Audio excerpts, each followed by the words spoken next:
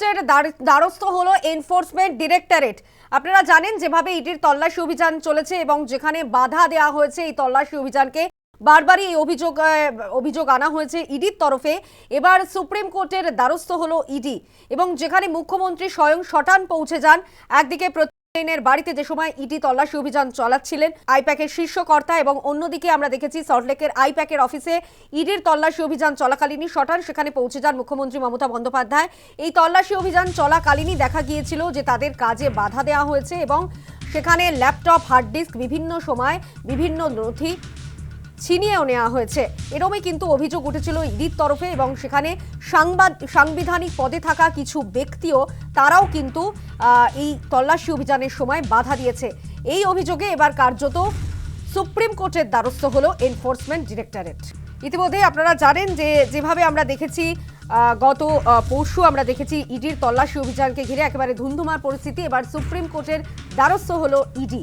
Supreme কোর্টের দ্বারস্থ হলো এবার ইডি। আইনজীবী ফিরদৌস শামীম এ বিষয়ে কি জানিয়েছেন শোনাবো।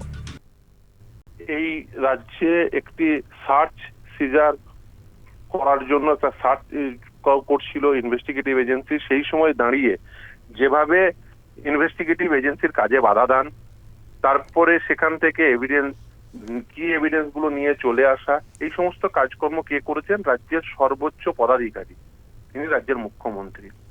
এটা যদি কোনো প্রকার শাস্তি না পায় তাহলে সমাজে অ্যানার্কি তৈরি হবে।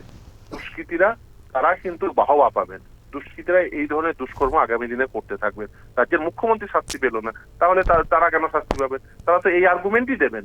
ফলে এই অবস্থায় দাঁড়িয়ে ইডির উচিত যে ইমিডিয়েট তার বিরুদ্ধে ব্যবস্থা গ্রহণ করা।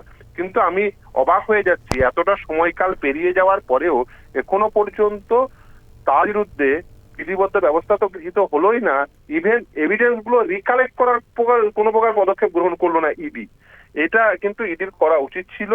এবং শুধুমাত্র সেই সময় দাঁড়িয়ে এই যে মুখ্যমন্ত্রী যখন এন্ট্রি নিচ্ছিলেন, ইডির উচিত ছিল সেই সময় তার এন্ট্রি নেওয়াটা থেকে রেস্ট্রিক্ট করা, তাকে বাধা দেওয়া।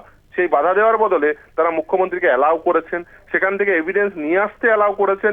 এই কাজ কে করলো? এই যারা ওখানে সার্চ করছিল সেখানে কে এই মুখ্যমন্ত্রীকে অ্যালাউ করলো?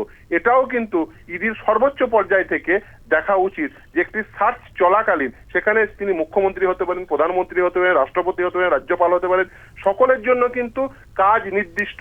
রাজ্যের মুখ্যমন্ত্রী মানেই যা ইচ্ছা তাই করতে পারেন না, দেশের প্রধানমন্ত্রী মানে যা ইচ্ছা তাই করতে পারেন না, দেশের রাষ্ট্রপতি মানে যা ইচ্ছা তাই করতে পারেন না। সংবিধান স্বীকৃত কাজ তারা করবেন, এটা সংবিধান পারমিট করে না, কোনো আইন পারমিট